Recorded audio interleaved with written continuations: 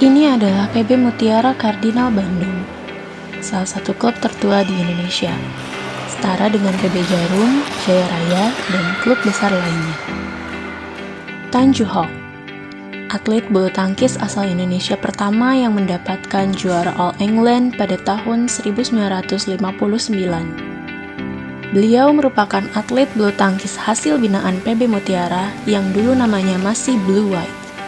Ini termasuk salah satu sejarah dalam dunia perbulu tangkisan di Indonesia.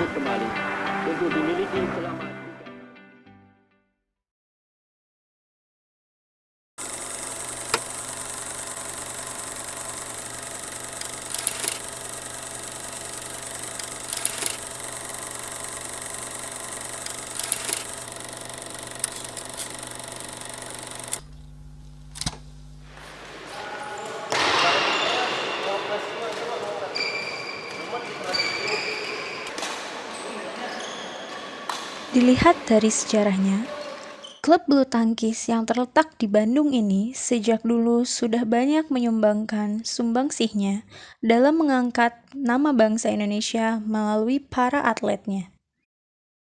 Mutiara salah satu klub tertua di Indonesia. Ya.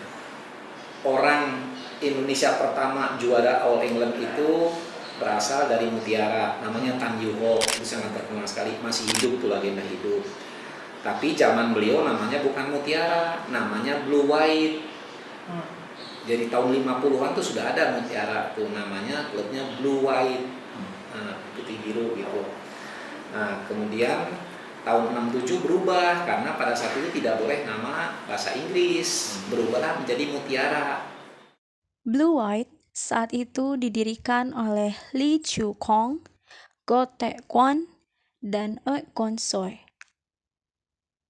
Ketiga orang ini bertugas untuk mengatur klub dan melatih pemain hingga menghasilkan salah satu legenda hebat, yaitu Tan Joo Hock. Nah, tahun 67 berubah jadi Mutiara, kemudian masa keemasan Mutiara tahun 70-an. Tahun 70-an. Itu lahirlah pemain-pemain besar seperti Chun Chun. Dulu kalau buka sejarah ada Chun Chun, Johan Wahyudi, Chun Chunnya dari Mutiara. Itu 6 kali juara All England. Kemudian Ipan Ali, kemudian Imelda Wiguna, kemudian ada 5 nih pemain top pada saat itu. Christian Hadinata, yang sekarang di Jarum, rambutnya putih, yang tua-tua itu sebetulnya Mutiara, produk Mutiara. Herianto, Rudi Herianto, itu juara All England 2 kali. Rudi Herianto juga itu nama-nama besar di bulu tangkis. Mutiara saat itu terus mencetak banyak atlet nasional hingga mencapai masa keemasannya pada tahun 70-an. Pasang surut sebuah organisasi sempat dialami oleh PB Mutiara. Tidak menutup kemungkinan bagi sebuah klub bulu tangkis untuk mengalami kemunduran setelah masa keemasannya.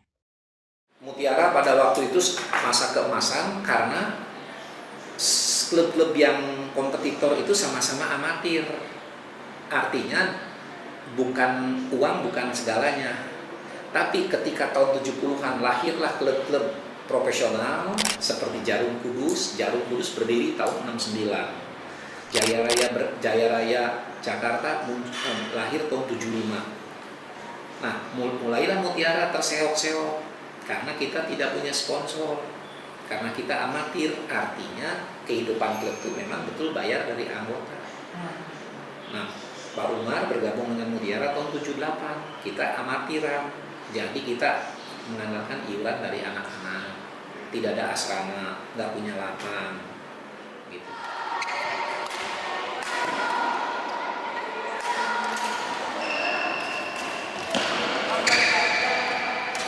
Biaya merupakan sebuah hal yang dapat mempengaruhi keberhasilan pembinaan sebuah klub bulu tangkis. Namun, sedikit demi sedikit pada tahun 2000-an, atas keseriusannya para pengurus, PB Mutiara kembali bangkit untuk mendapatkan prestasi. Nah, menjelang tahun 2000, Mutiara itu sudah di penghujung kehancuran. sekali lagi alasannya karena tidak ada dana. Gitu. Ketika orang lain mengandalkan pendanaan, karena di balik pembinaan itu ada dana yang besar, jujur di balik pembinaan itu ada dana yang besar, di mana atlet harus diasramakan, biaya rutin latihan itu kan, makannya, beli shuttlecocknya, bayar pelatihnya, bayar listrik dan sebagainya, belum biaya pengiriman pertandingan. Nah, kita betul-betul sudah di ujung kehancuran pada waktu itu, tapi alhamdulillah, syukur alhamdulillah, bergabunglah seorang pengusaha di Bandung namanya Tony Cahyadi. Beliau itu sebetulnya atlet mutiara zaman dulu, kan tidak semua atlet berprestasi, ada yang mungkin hanya main beberapa tahun berhenti, kemudian dia beralih ke bisnis. Nah, dia bekas atlet dulu, cuman dia memang tidak berprestasi sampai ke level puncak ya, tapi pernah jadi atlet, kemudian dia belok ke bisnis, sukses di bisnis, dia mensponsori Mutiara. Sejak itulah Mutiara, sejak 2001 Mutiara sedikit demi sedikit mengejar ketertinggalan sampai sekarang ini. Kita menjadi lebih profesional. Hingga film ini dibuat, PB Mutiara masih melahirkan atlet-atlet yang bertanding di kancah internasional.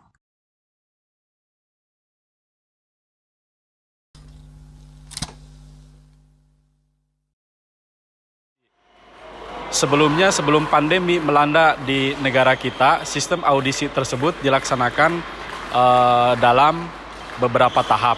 Tetapi pada perkembangannya, setelah pandemi seperti ini, kami mengundang kepada atlet-atlet yang berpotensi untuk bisa melakukan training camp yang diselenggarakan di PB Mutiara Kardinal Bandung. Penting bagi sebuah klub bulu tangkis untuk mempertahankan kualitas para atletnya. Di PB Mutiara sendiri, proses pembinaan dimulai melalui perekrutan para calon atlet. Kita datang ke klub-klub gitu untuk bisa mencari bibit-bibit baru gitu ya. Dan nantinya atlet-atlet itu akan di-TC-kan di Mutiara gitu kan. Akan dipanggil ke sini untuk bisa mengikuti TC kurang lebih 2-3 hari seperti itu.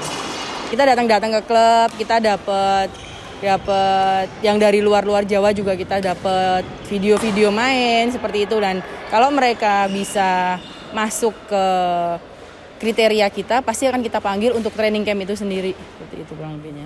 Kalau untuk seleksinya pastinya itu akan seleksi di pertandingan sendiri ya, kalau udah di Mutiara, dengan hasil-hasil mereka pencapaian di setiap turnamen pastinya gitu. Dan penilaian individu keseharian pun akan jadi penilaian pastinya.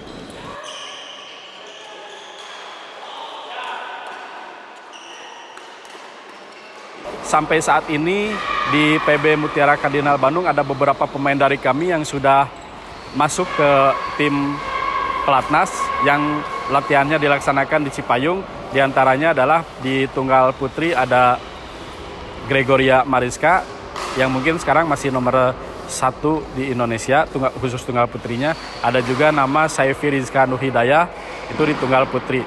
Selanjutnya di tunggal putranya ada Alfi Wijaya Kairullah.